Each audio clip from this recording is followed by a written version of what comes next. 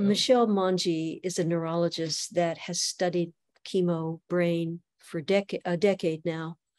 And she recently shifted her focus and looked at long COVID because so many people were also complaining of brain fog, which is a common symptom, unfortunately, in people that have had chemotherapy, a brain fog, a cognitive that won't clear. But so what she found in her mouse model was the same thing. And the mice were given a COVID infection. They didn't die from COVID. So again, we'll assume they had a mild COVID infection like most people have these days. But what she found was the same thing she found in chemo brain.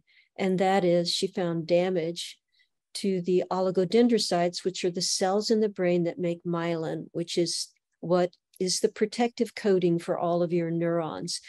I always describe it as imagine trying to turn on your light tonight, but the wiring was frayed. It probably wouldn't turn on. So myelin is very important for rapid transmission of neuronal signals. So she found damage to myelin, the white matter, the oligodendrocytes.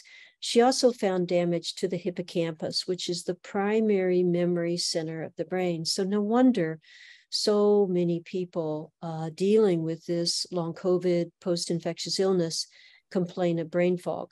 What she didn't find any evidence of residual virus.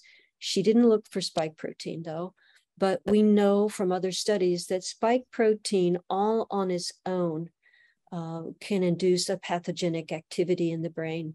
Studies have looked at this, and we know that we don't really need anything more than that. So yes, chemo brain and long COVID brain have definite similarities. So in that study, again, white matter damage, the lines of communication, I call it the highway system of your brain. And the other study we mentioned was the UK Biobank, is with the gray matter. So we have white matter damage and gray matter damage. No wonder the brain is in so much trouble.